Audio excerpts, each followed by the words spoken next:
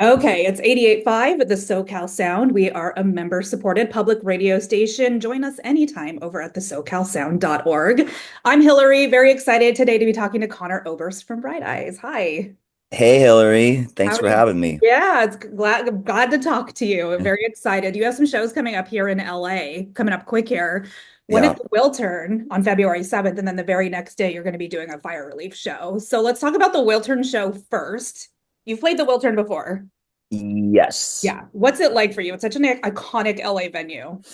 Yeah, I love it. I'm trying to think the last time I know I did it with Better Oblivion. That was like 2019 or something like that. Yeah, it's a great venue. I love it. So not too long ago. Yeah. Yeah, cool. And then the next day, you're going to be playing this big fire relief show for the Eaton Fire in Glendale. You're going to be joined by Andrew Bird and the Milk Carton Kids and Lucius and just Morning Jacket, Jim James, so many people.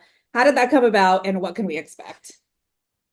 Well, obviously we're all just devastated. I have a house in LA Oh, you too. do? Yeah, luckily mine was fine, but yeah, a lot of friends lost their houses and just are obviously going through the worst of the worst. So I think any little bit that people can help out is great. So we got invited by our friend Kyle, who does the Sid the Cat production company, and yeah, they threw that thing together, and we were very happy to join in.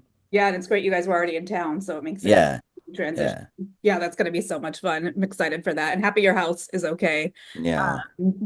How often do you come to LA? Like you have a house here, but you live in Omaha, right? Well, yeah, I live, I guess, in both places. Okay. Yeah, I have a house in like Echo Park area, and then the house here. So I really depends on what I'm doing, but it's kind of, I'd say it's pretty like even split, Okay. half and half. Cool. Yeah. Yeah, that's awesome.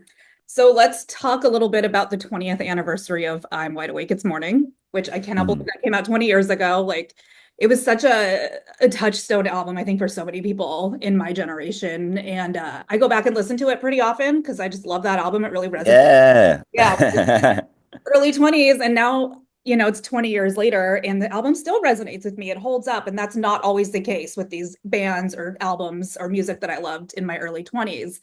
What's your relationship like to the album as the person who wrote it? And obviously you're close to it, but what's your relationship like to it? Do you love to go back and listen to it? Do you love to play it? Do you not?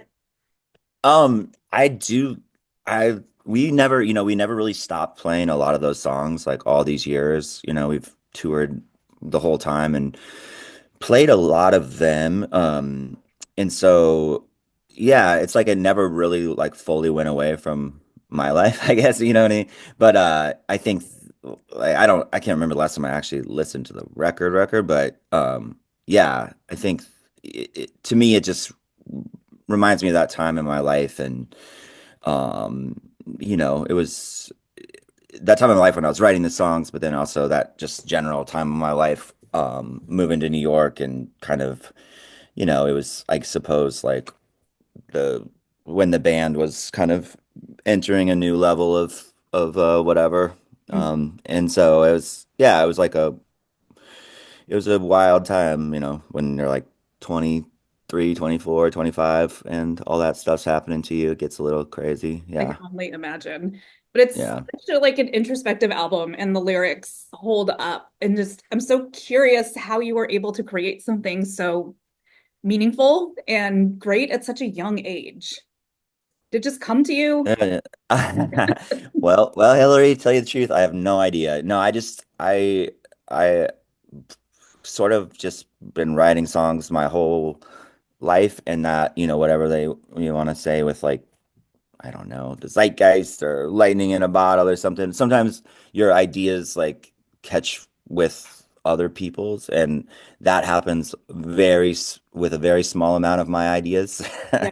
But that was one of them. So, it's great, and it's cool to meet people that, like you're saying, that have uh, were around or have memories attached to like when it came out, or have lived with it, or actually like, I'm always excited. I think it's cool at our shows nowadays. It's like I see teenagers and I see like people probably in their like 60s, and then I don't know. I kind of think that is like wear that as a badge of honor because I think it's cool that, that just it can appeal to Absolutely. that Yeah. swath of people. My 70-year-old dad went to your show in Ventura. So, fan. Awesome. Well, tell Yeah, them thanks. I will. How have the shows been going so far? They've been going really well. Yeah, like I guess we did like a week, 10 days or something. And we have shows all the way kind of through the rest of the year, or at least the summer. So yeah, everyone's feeling good. Spirits are high and yeah, the Yeah, crowds have been cool and yeah, it's I've been great. hearing good things about it. So let's talk about your latest album, which came out late last year. I have to tell you, I love the song Bells and Whistles so much. When you rhyme harbinger and teenager, the most brilliant line I've ever heard, first of all. Second, you work with a lot of people on this album, including Matt Berninger from The National. I'm just a huge National fan. So what was it like working with Matt, and what was it like just collaborating with so many different artists? Yeah, well, I am also a huge National fan, and yeah, I've known Matt for a good long time now. But when I wrote that song, it was one of those ones where I just kind of heard his voice for some reason, and yeah, I just kind of sent him a text and was like, "Hey, we check out this song, and if you sing on it, we'd love that." And yeah, he was into it, so it was a yeah, dream come true. He's So cool. he's cool, so cool, and such a amazing like writer and singer. So I yeah, we were over the moon with that one, and same with Sean Marshall, Cat Power, Sean. Yeah, Um, that same sort of thing with that song. It was just like there was some back of my mind like hearing her voice, and I've been a fan of hers since I was a teenager. So that was really a thrill to have both of them contribute to the record. you guys actually recorded the same room, or do you do it digitally? Things like Yes, sadly with this situation, it had to be like remote. So with both Matt and Sean, we sent them the track and then they, recorded a bunch of different stuff, sent it back to us, and then we arranged it and, obviously made sure that they were happy with it. And yeah. yeah, that's That's what you so hear. cool. I love that. Yeah. So you've played with some pretty amazing, amazing people. Like I was reading up, you played with Neil Young and Bruce Springsteen, like dream Mhm. come true, right?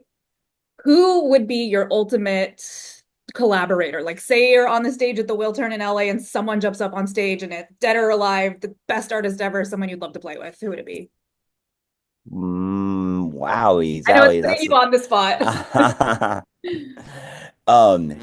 dang, of all time. Maybe we'll go Ooh, with alive. Let's go with I alive. don't, let's go with the live. Okay. Um, I don't know. Maybe like, this is off the top of my head, maybe like, Frank Ocean. Is he still alive? Does he I make believe records? so. Yeah. Frank, if you're out there, Yeah, if you hear this, Frank, show up look at the me up. Wiltern on the Yeah, 7th. yeah. That would be so much fun. So what's in store for Bright Eyes in the future? Just gonna keep doing what you're doing right now that Yeah, we're touring? yeah, well, we have dates through basically like the end or till like May in the US and then we're going to Europe for Um, some shows in the summer and then that's when my calendar runs out. So we'll see if anyone, you know, says anything else to me, but I think yeah, we're gonna be pretty busy for the next foreseeable future here. when it comes to like your creativity and you guys keep releasing albums, is does that change at all? Like, is it a struggle ever to sit down and write a song, or does it just always just come to you? You know, it's for me it's always been waves. And so when it's happening, it's not a struggle, but there I don't really have a lot of control over it. Like I have a songwriter friends and actually just like writer, other, literature or whatever.